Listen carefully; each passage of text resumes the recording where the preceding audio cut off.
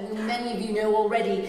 Dean is president of DFA Intercultural Global Solutions. He consults with most of the Fortune 500 companies around the world. He's a guru in the field of intercultural training and was a former MD of Berlitz Cross Cultural Worldwide. His books include Global Etiquette Guides to Europe, Asia, Latin America and Africa, and he is an expert on bargaining across borders. So when I actually get these addresses from Ken about where I can get the wonderful pearls, he can perhaps give me a few hints on that.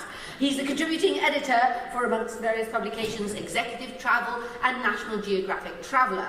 He's on the faculty of American University, Intercultural Management Institute and the New School for Social Research in New York City. He appears regularly on CNN and CNBS as a commentator on global culture. Gosh, with all that going on, we're very lucky to have you here. So a very warm welcome, please, ladies and gentlemen. Good evening.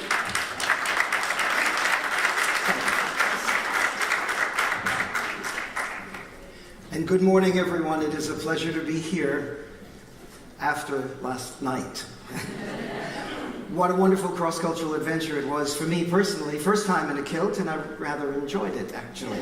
So, we will be talking today about yet another cross-cultural issue, and that is, how do we provide intercultural support? And I don't even refer to it as training anymore. I refer to it as intercultural support because it requires more than just training. For the 21st century expat. In other words, what we're looking at is cross-cultural training that can no longer be your father's cross-cultural training.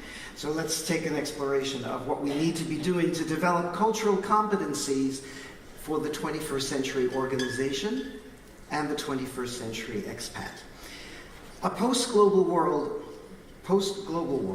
and I'll define what that means in a moment, of borderless workers linked through technology requires 21st century individuals and organizations to implicitly have cultural competence built into their DNA. There is no wiggle room anymore for any kind of cultural ignorance. Because in the 21st century, we are linked automatically with individuals and organizations that are working in cultures different from our own. Unfortunately, traditional cultural training simply did not provide this. So let's take a look at what happened, where we are, and where we need to go. In the pre-global world, we would meet individuals, perhaps from other cultures, and this is a little bit of an example of the meeting. It was face-to-face very often, it was one-on-one very often, and we would often be speaking with individuals in teams that presented unfamiliar scenarios to us. Today, of course, we're linked, and we're often working in teams virtually, and the ability to work in multicultural teams with individuals and organizations that are made up of many different cultures is precisely the primary skill that's necessary. Because expats, Mr. and Mrs. Jones, moving to Shanghai, they are no longer having to work with the Chinese environment only. They're no longer having to work with only the Shanghai environment. Ms. Jones, who is the assignee, is now responsible for a team, and that team is probably made up of individuals in Shanghai and in Dubai and in Paris and in New York. And they're probably reporting to headquarters of an organization that might be in Amsterdam. So the ability to manage multicultural teams, to communicate effectively through technology, is perhaps a greater skill than simply knowing about the cultural do's and don'ts of the particular host location that I am now assigned to. The assignments then, in previous years, well, we could go back pretty far, couldn't we? I mean, probably the first relocation was when Adam and Eve had to leave the garden, right? But we weren't around to support that one. But when we started doing intercultural training and providing mobility services for international assignees and people who were relocating, often the assignments looked like this. They were traditional 3-year assignments. They involved a trailing spouse who was most often female. Usually the motivation for the international assignment was to get them out of here for some reason. And the motivation, once the assignment was completed, was to bring them back alive. Now, today, we still have some of those traditional assignments, but also we have flexible versions of those assignments. So people aren't staying for 2 years, maybe they're staying for a year. Maybe they're staying for more than 3 years. Maybe they're localizing. We have rotators who are moving from one location to another periodically. We have frequent business travelers who are moving every 2 weeks or moving in and out.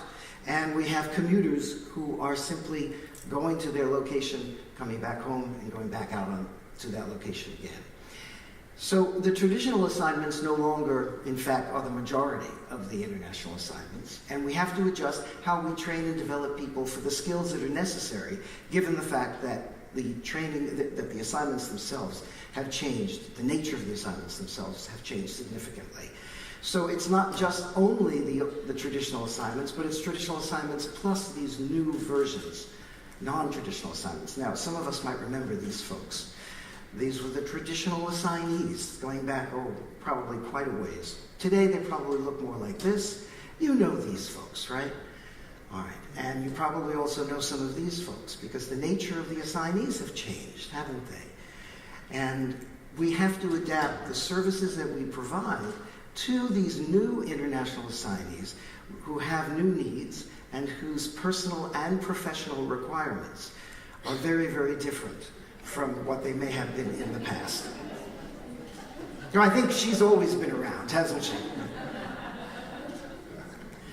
So we have to create some cultural competencies for these new expats in these new assignments with new needs. And I like to think that we can link this to the issue of diversification, specialization, and personalization, because it requires all of these things to achieve these new goals. This is an era of post-globalization. Well, let me talk about what that means. We saw that these new assignees have some new personal issues and elements that need to be dealt with, but we also have the professional needs.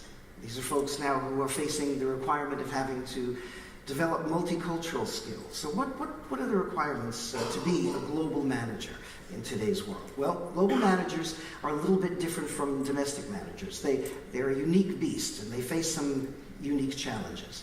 They have to pursue personal and professional life and must balance goals and achievements within an alien environment for most cases, and within the realities of limits and failures. In other words, there's a higher risk of limits and failures with global managers because they are managing significantly different environments. They have to implement global strategies and function within powerful centripetal and centrifugal forces, global forces, that are pulling things apart and also moving things together. But they have to do so with local tactics, and they have to do so in order to succeed on the hard bottom line. Global managers have to answer to an increasingly irrelevant headquarters and far away, and must accept the importance of cultural differences while serving increasingly demanding local environment, and they're managing the cultural differences in order to manage what happens for success on the hard bottom line. So these are some paradoxes, and the reason they're having to struggle with these is because these new skills are necessary. Let's take a look at what some of these new skills are. The post-global managers have to have some basic language skills that domestic managers simply don't have to have. There needs to be English language proficiency because the language of business communications around the world is a form of global English. Yeah? The language of business is not English. The language of business, as all of us know, is the language of the customer. So if I'm in Brazil, I must speak Portuguese. If I'm in France, ultimately I must speak French. If I'm in China, I must speak Mandarin. But the language of global communications is a form of global English. So we must master the skill of working with global English, and we also, of course, have to develop second and multi-language skills, because those who have them simply will succeed more quickly in their local environments. But perhaps even more important than the language skills are the cultural skills. The ability to function on multicultural teams, the ability to see oneself as a cultural being, and to know what that means, the impact that you have on others when you're in their environment. The ability to then apply behaviorally the cultural facts and knowledge that you accumulate or that you learn. It's not enough to simply provide people with information. We have to also then give people the opportunity to practice new behavioral skills in applying what they've learned about culture so that they can succeed more effectively, because it is all about the application, not merely the accumulation of knowledge. And I'd like to add that in a post-global world, we also have to develop a global mindset. Perhaps the greatest skill of all is not so much being able to accumulate cultural facts and knowledge, but rather to know how to apply it and how to see yourself in relation to others in the very big picture, because we're working with many different cultures all the time. An awareness of the post-global dynamics and their impact on my personal and professional behavior. Now, what are those post-global dynamics? Anybody here working with this unique culture? Singalandu? We've done lots of cultural trainings on Singalandu. Right? You know, Singapore, London, Dubai. Have you ever been to Salmonjo, Sao Paulo, Mumbai, Johannesburg, Moscow, Genexia? These are cultures in the post-global world that we have to develop the skills to manage and to be effective in. There are cultures that are uniquely aligned because of their similarities in stages of development, such as Salmonjo. There are cultures that are uniquely aligned because of their political or regional similarities, such as Moscow. And there are cultures that are aligned because of the generational similarities all around the world. We have Gen X's and we have Gen Y's.